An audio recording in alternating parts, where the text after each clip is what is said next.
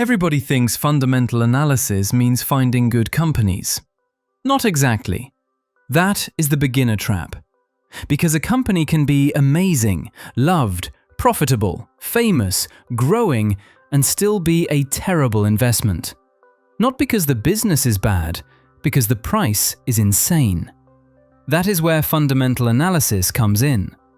Fundamental analysis is not just asking, is this a good company?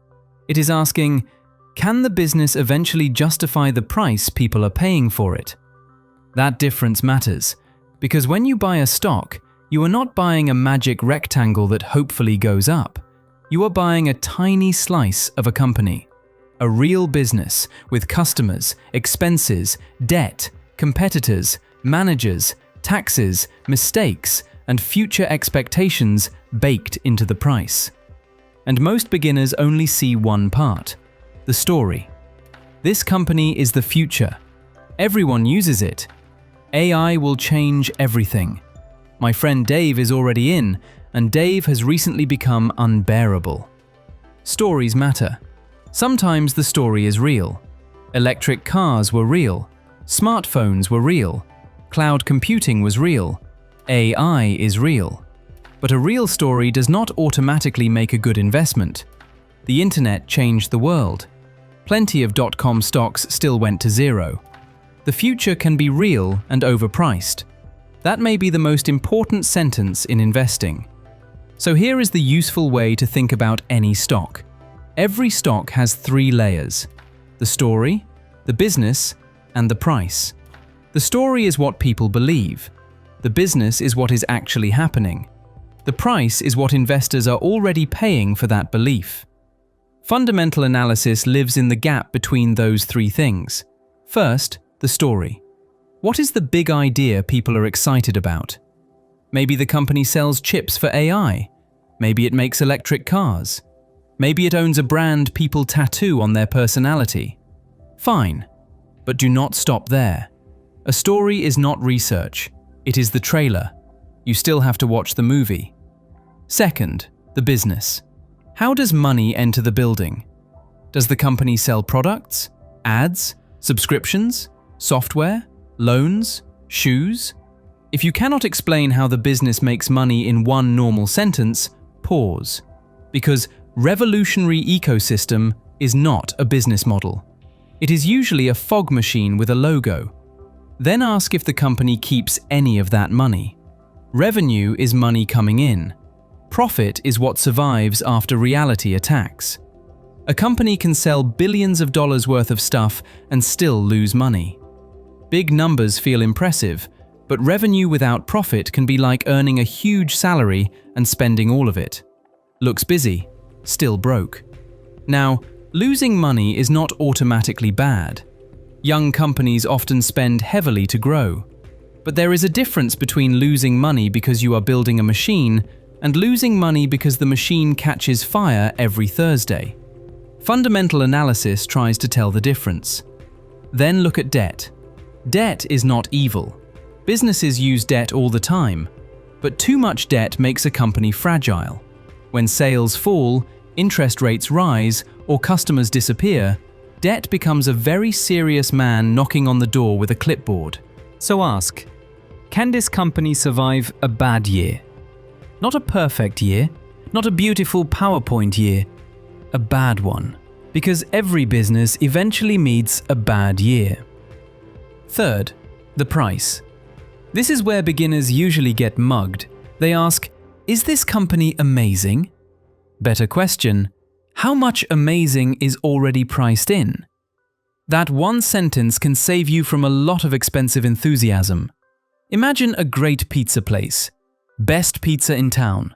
People line up outside. Great business. Now imagine someone says, you can buy this pizza shop for $900 million.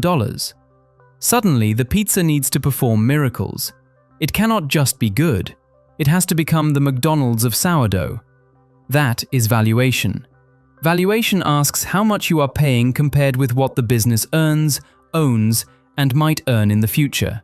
One common shortcut is the PE ratio, or price to earnings ratio.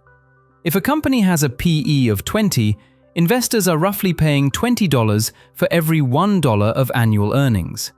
Simple enough, but not magic. A high PE can mean investors expect huge growth.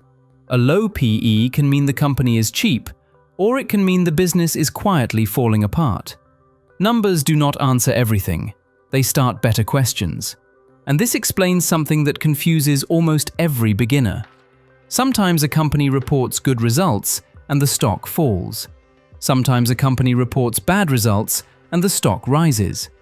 That sounds stupid. It is not, usually. Because the market is not only reacting to results, it is reacting to results compared to expectations. The stock market is grading the company against the fantasy people already paid for. If the fantasy was small, decent results can look amazing. If the fantasy was enormous, even great results can feel disappointing. The business passed. The fantasy failed. That is the expectations treadmill. The more exciting a stock becomes, the faster the business has to run just to keep the price from looking ridiculous. This is why great company and great stock are not the same sentence. A great company can be too expensive. A boring company can be undervalued. A popular stock can be dangerous. An unpopular stock can still be trash. Annoying, yes. Useful, also yes. Fundamental analysis is not about finding one perfect number. It is about building a picture. Revenue, profit, cash flow, debt, growth, competition, valuation, management, risk. You are trying to understand the business well enough to say, "This makes sense," or, just as importantly, "I have no idea what is happening here, and maybe my money should not be involved." That second sentence can save you a lot. Fundamental analysis does not tell you what the stock will do tomorrow. Short term, the market is a caffeinated crowd guessing what everyone else will guess. But over the long term, business reality matters. Companies eventually have to earn money. Debt eventually has to be handled. Growth eventually has to show up. Expectations eventually meet results.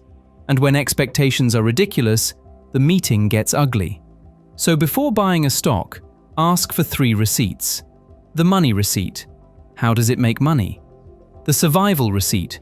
Can it survive a bad year? The price receipt. How much of the future am I already paying for? If one receipt is missing, you are not investing yet. You are believing. And believing is fine in religion, but in the stock market, belief gets expensive. Fundamental analysis is less exciting than rumors, worse for dinner conversation than saying, "I bought the next Nvidia." But it gives you something better, a reason you bought, a reason you are holding, a reason you are avoiding something even though everyone online is screaming. Because if you do not know why you own something, the market will eventually give you a reason to sell it, usually at the worst possible time. Fundamental analysis is just financial adulthood. It is looking at a stock and saying, "Nice story, now show me the business," and then show me the price.